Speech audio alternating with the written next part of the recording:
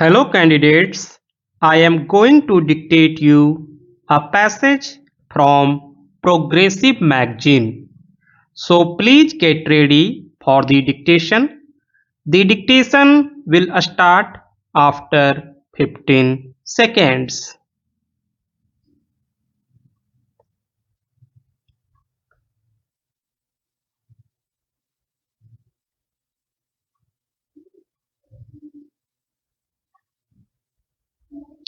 You have given your mandate. The president has decided. Your government has been formed. Now let us get down to work. The world is rushing ahead. It is time for us to leave our petty disputes and differences behind. It is time, especially, to drop the bitterness of losses and victories in the elections. My government has begun working and I urge all of you to get to work. I urge this especially to those who have been returned to Parliament. I have spent almost all my working life in and around Parliament. My heart breaks when I reflect on what it was meant to be and what we have made of this great national institution.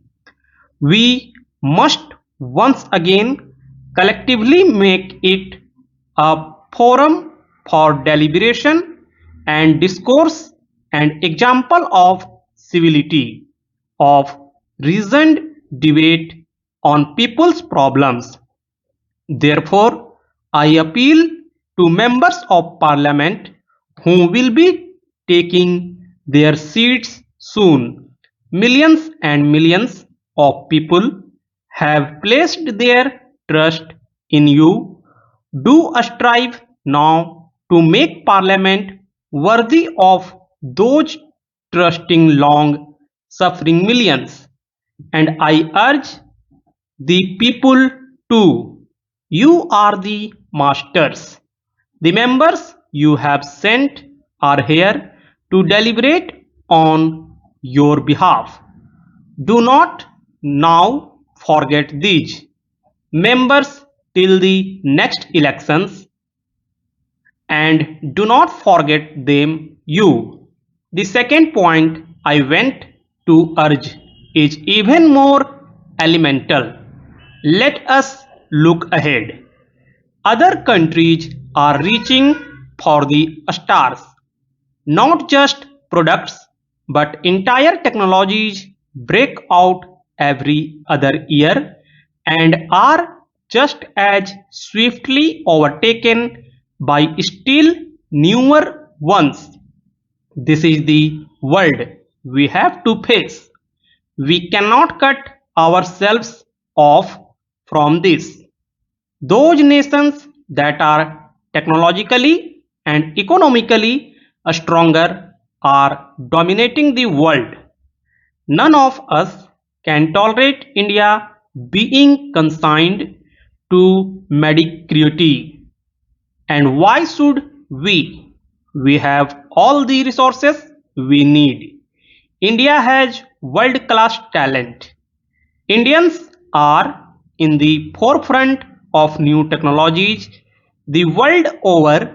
In India too, as new avenues have opened up, the software industry, space research, new information and communication technologies, and our young women and men have moved in swiftly.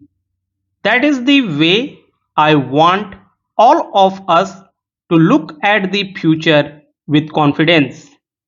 It is but natural that in the turbulence, if world markets in the new emerging regime of the World Trade Organization, our principal responsibility should be to safeguard the country's interests. There is no need to be shy in this regard. That is what governments the world over are pursuing in the era of globalization. Promoting the country's interests, strengthening its own abilities does not mean isolating ourselves from the world. It means meeting its challenges after through preparation, and a major part of the preparation to which my government is deeply committed is a speedy internal liberalization of the economy, freeing it from all the growth hindering bureaucratic and governmental controls. Therefore, let us not fear the new regimes of trade. Let us put them to work. It is right that we should raise our voice when products that are generic to India, such as haldi and basmati, should be patented abroad. But the real remedy is to take all those initiatives that will enable India and Indians to overtake others in acquiring world class patents. That is how my government will view the new economic order, and that how I believe all of us should face it. I am reminded of what Ramakrishna Paramhans told an aspirant: life is like a boat. The natural place for it to be is on water, but one cannot let water enter the boat and drown it. That is why my colleagues and I mean by Swadeshi.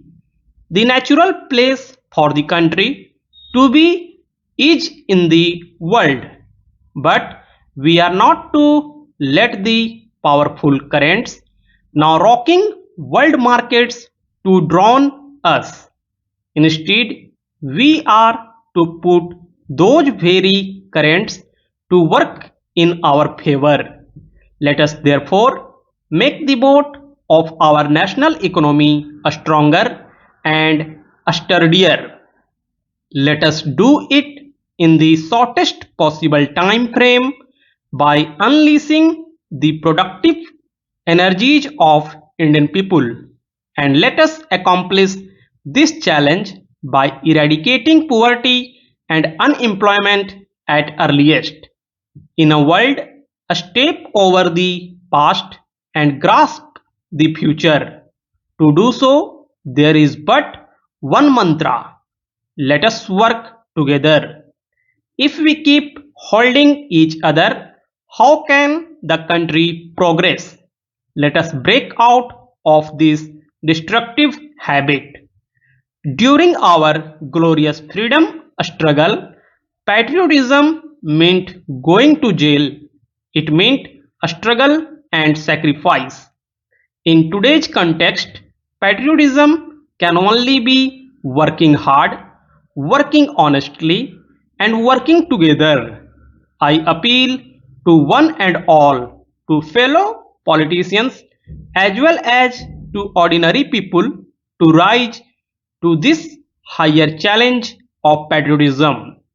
Among the things that keep us from joining hands and working together is the unfortunate turn our public life has taken. Democratic contest has given way to perpetual confrontation. Yet, the nation's polity has created an atmosphere of cooperation and coalition building.